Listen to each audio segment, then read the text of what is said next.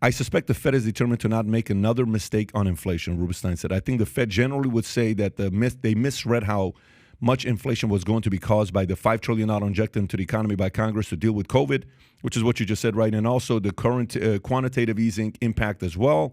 Inflation was transitory, they said, but it turned out it wasn't. Along with a recession and a rise of unemployment, Rubenstein says tech company valuations are expected to fall further on harsh economic conditions into next year. I think some of the tech companies that have changed our lives for the better are very good, and maybe their valuations will be coming down a bit.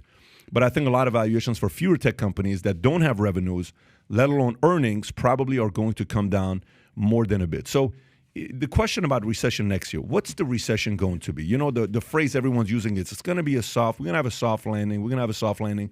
What do you think is going to happen next year with the recession? Well, to remind everybody, a recession is defined in many different ways, but the shorthand is 2 consecutive quarters where the GDP growth rate is negative.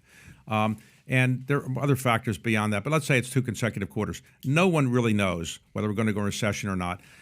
Everybody, when we go into recession, if we do, will come out with their memo saying, see, I told you so, I have my memo. It's in their files now, but they'll drag it out if actually go into recession. It's easy to predict a recession because if you predict it, you're not right. People aren't probably going to call you 6 months later and say you were wrong. Right now, the Federal Reserve is trying to get the inflation rate down to 2%. I think that's too low. Probably 3% is more realistic. But if it can get it down to 3% on a consistent basis, and we've had 3% for the last couple of months, so that they can consistently get down to 3%, I think we could avoid a recession. But the Fed may be more worried about inflation than it is about unemployment, and therefore they may increase interest rates a little bit more than may be necessary. And as a result, it could go into a recession, probably a temporary or a short-term recession. That would be my view. Nothing like the Great Recession we had in 2008, 2009. There's no magic formula to know whether you can jack up interest rates a certain amount and it's going to produce inflation. One of the problems we've had is typically when you increase interest rates, unemployment goes up as well because when interest rates go up, people fire people, things change. But it's been a really big mystery to the federal government how the unemployment rate is staying so low. And that's in part because we haven't figured out the post-COVID impact of employment. For example, historically in this country, 66% of all the adult males and females are in the workforce, 66%. Now it's 62%. Where do those people go? Well, older people retired after the Great Recession. Younger people don't want these entry-level jobs. They're not working anymore. They went back to school. And a lot of people just aren't working. They figure they don't need to work anymore. They made some money in COVID. So when you don't have that many people in the workforce, the result is you've got to pay higher prices to get people to work because you need to fill these places. So it's not like you can lay people off so easily these days. It's just not happening. And as a result, unemployment is not going up.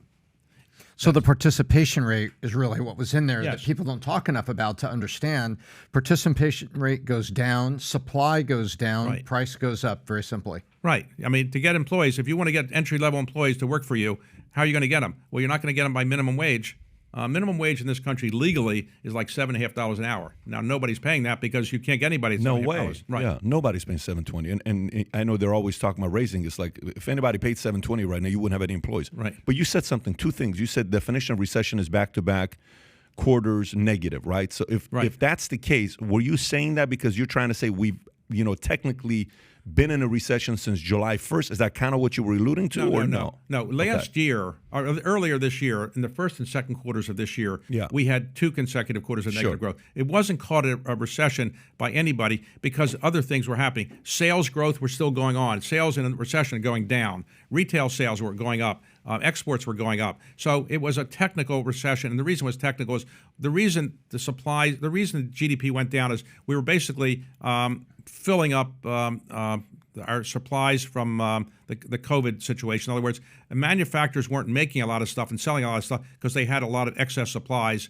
left over from the recession, from the COVID period of time. So it wasn't considered a recession. But if we go into a recession in the future, 2 consecutive quarters, almost certainly it'll be considered a recession. But, a recession is, defined by economists different ways. I would say if we go into a recession, it will almost certainly be very brief because right now we don't have the problems we had in 2008 and 2009 where the banks are in financial trouble. We don't have a lot of people in financial trouble right now. I think the biggest challenge we have is that inflation is still high. Now it's coming down because the most recent numbers show they're coming down. But if the Fed feels it has to increase interest rates further, to get inflation down, that could produce a recession. We just don't know, and the Fed doesn't know. Is Jerome Powell, does he have a board that he calls on? Like, do you guys, you, Jamie, Stephen, Fink, is there, does he call and say, hey, guys, what do you think about this? Here's what we're thinking about. Because it's got to be a very tough place for him to be if he can't lean on some of the free market guys to talk to them. Well, he does talk to them from time to time. They go to see him. He asks to see them. He meets with them from time to time, sure. But he also has incredibly good economists who work at the Fed, and they have pretty good data, and they kind of know what the economy is doing. But nobody's perfect in this business, and lots of times you make mistakes at the Fed, and the Fed has admitted that it made a mistake on inflation earlier. Janet Yellen said that they made a mistake. Yeah. So with all the craziness taking place, I believe future looks bright. If you believe future looks bright, get your latest Future Looks Bright hat of Valuetainment.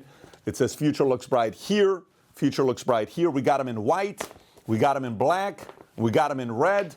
Our black on black sold out. These are about to sell out. If you haven't ordered one yet, we had a person in Michigan, bought one, then he bought three. Then when those 3 people weren't in the office, they had to order 58 of them because people wanted the Future Looks Bright hat, especially during times like this, because ain't nobody saying Future Looks Bright. To order your Future Looks Bright hat, click over here. And to watch the entire podcast, click here. Take care, everybody.